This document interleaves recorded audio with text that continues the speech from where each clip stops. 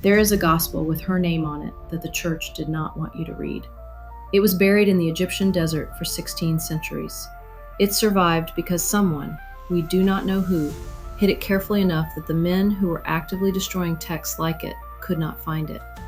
When scholars finally translated it in the 20th century, what they found was not the passive, weeping woman the church had given us.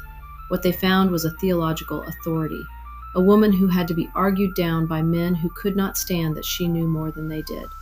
Her name was Mary Magdalene, and almost everything you have been told about her is wrong. She appears in all 4 canonical Gospels.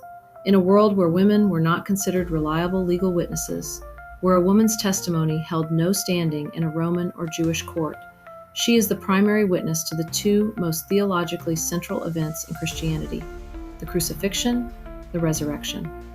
She was there when the male disciples fled. She was there at the tomb when they were hiding behind locked doors. The Gospel of John is the most explicit. She is alone at the tomb. She is the first to see the risen Christ.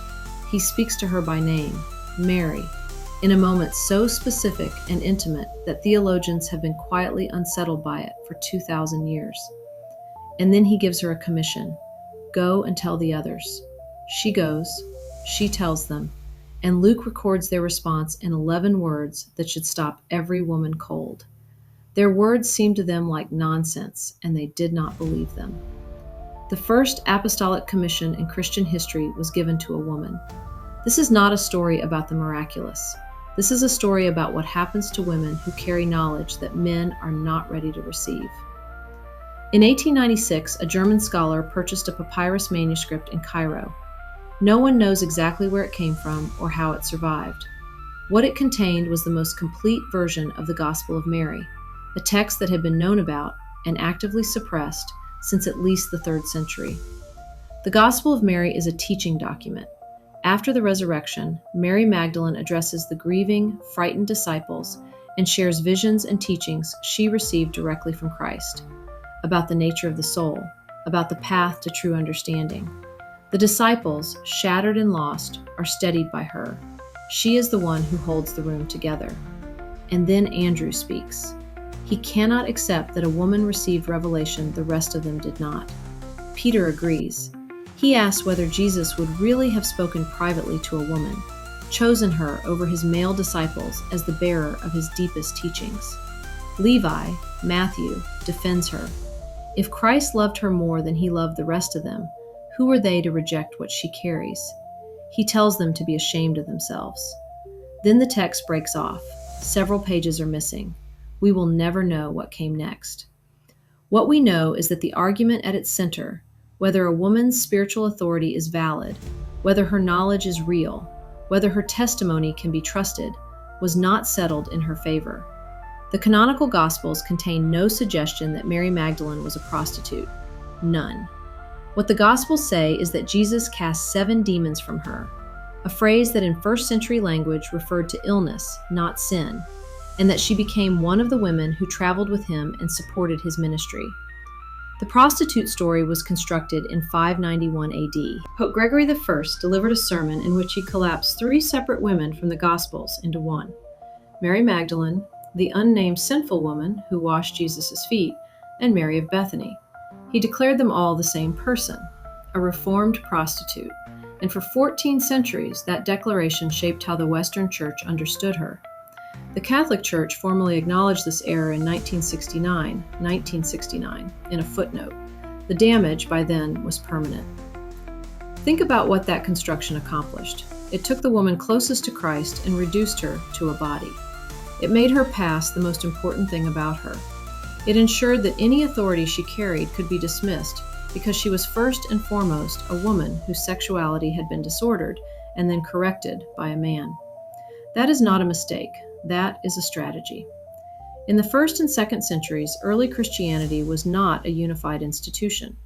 Some communities held women in positions of genuine spiritual authority. Women taught. Women led rituals. Women were understood to be capable of direct revelation. The communities that won the institutional argument did not hold this view.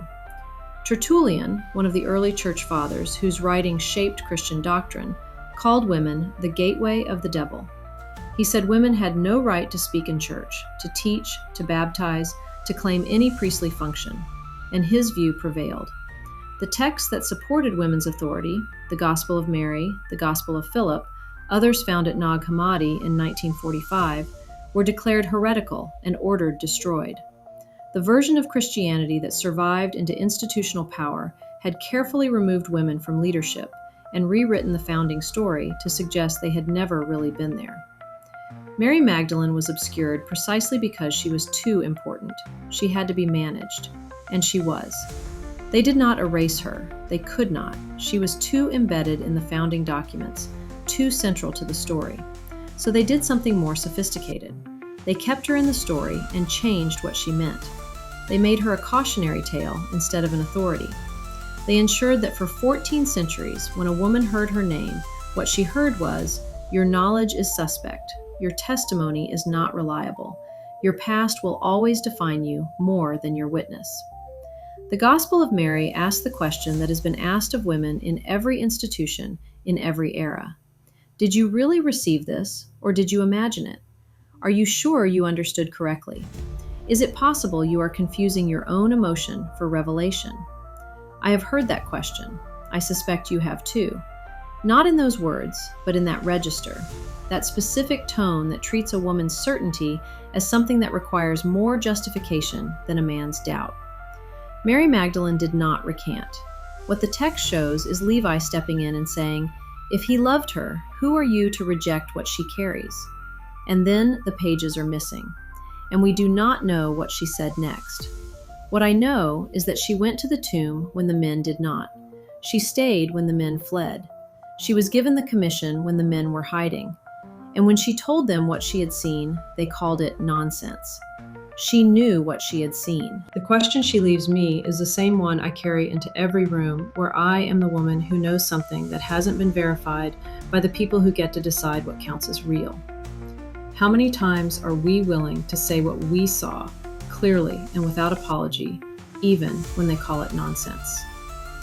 She was not a footnote. She was the first witness. And the men who needed her to be less than that have had 2,000 years of institutional power to make it stick. They did not entirely succeed. Her name is still here. The gospel with her name on it survived, and the argument in those missing pages, the argument about whether what a woman knows is real, is not finished. It never was.